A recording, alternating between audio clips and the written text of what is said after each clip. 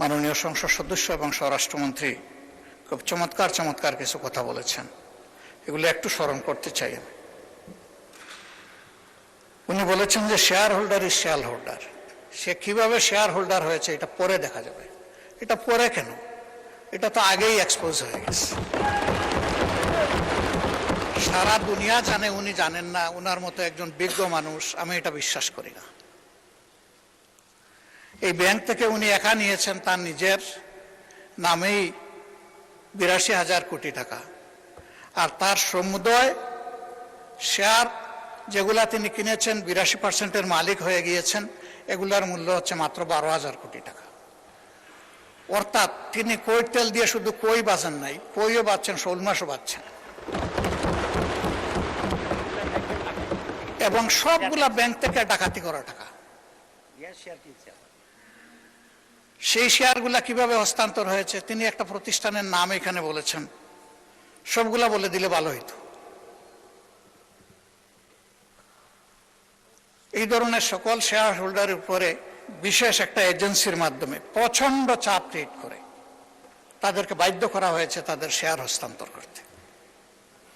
এরা তো হস্তান্তরের জন্য এই শেয়ারগুলা কিনে, তারা যুগ যুগ ধরে এই ব্যাংকের সাথে ছিল এবং যথারীতি এই ব্যাংক সবাইকে স্যাটিসফ্যাক্টরি সার্ভিস দিয়ে চলছিল, ডিভিডেন্ড দিয়ে চলছিল। একটা মাত্র ব্যাংক, যে ব্যাংক তারল্য সংকটে অন্য ব্যাংকেও হেল্প করত, এইভাবে ব্যাংকটা ডাকাতি করে আজকে এটাকে একদম দেউলিয়া করা হয়েছে। এটা করেছে ফ্যাসিস্ট সরকার। উনি কর্মচারীদের নিয়োগের ব্যাপারে কথা বলেছেন। ১০,০০০ কর্মচারীকে নিয়োগ দেওয়া হয়েছে, সামান্য কোনো নিয়ম নীতি মানা হয়নি, পত্রিকায় একটা বিজ্ঞপ্তি দেওয়া হয়নি। এই ব্যাংকের সমস্ত অতীত ট্রেডিশন ব্যাক করে কোনো পরীক্ষা ছাড়াই তাদেরকে নিয়োগ দেওয়া হয়েছে।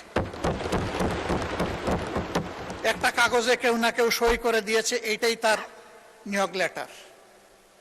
মাননীয় বিরোধী দলের নেতা, আপনি ভালোই বলছেন, কিছু কিছুটা অস্পষ্টতা আমার কাছে মনে হয় যে তিনি বলতে কাকে আপনি মিন করছেন, আর যেই আমলে এভাবে নিয়োগে বৈষম্য করা হয়েছে, অবৈধভাবে নিয়োগ দেওয়া হয়েছে, সেটা কি ফ্যাসিস্ট আমলে নাকি ইন্টারিম সরকারের আমলে? এটা ক্লিয়ার করে বললে সবাই উপকৃত হবে। জি জি, এটা ফ্যাসিস্ট আমলে, কিন্তু সালাউদ্দিন সাহেব একটা অংশ এনেছেন আর একটা অংশ আনেন নাই।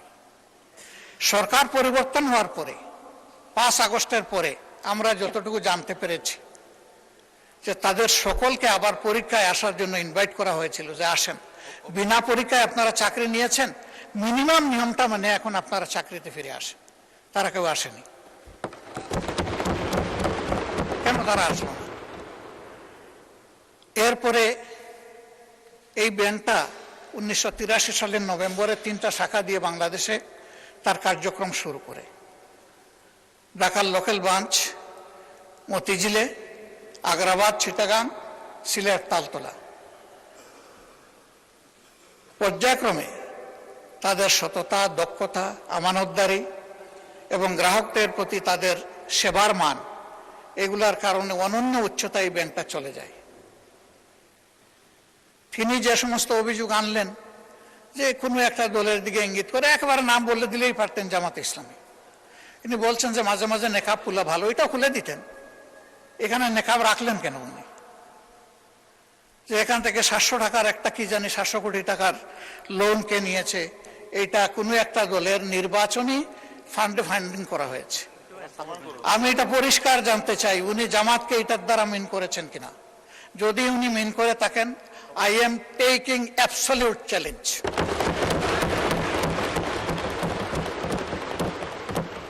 তিনি এটা প্রমাণ করতে পারলে আমি তাকে একটা মেডেল দিব পার্সোনালি। এরপরে কার ছেলে, কার নাতি, কোন কোম্পানি, শুধু ইসলামী ব্যাংক না, যে কোনো ব্যাংক থেকে চুরি ডাকাতি অসততার মাধ্যমে কিছু নিয়ে যদি আত্মসাৎ করে থাকে, তার ব্যাপারে অবশ্যই তদন্ত করে স্টার্ন অ্যাকশন দেশের বিদ্যমান আইনে নেওয়া উচিত। এটা আমি শফিকুর রহমান হলে আমাকেও যেন স্পেয়ার করা না হয়। মাননীয় স্পিকার, এই ব্যাংকটিতে ক্ষুদ্র একজন ব্যবসায়ী হিসাবে আমার বসার সুযোগ হয়েছিল 2005 থেকে 2011 সাল 6 বছর। ব্যাংকের বোর্ডে বসতাম, শিখতাম, জানতাম, বাংলাদেশের অর্থনীতিকে বোঝার চেষ্টা করতাম।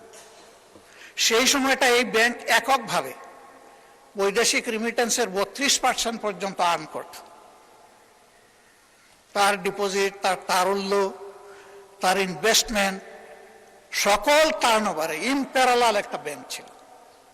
সবগুলা সরকারি ব্যাংক মিলেও তার সমতুল্য ছিল না।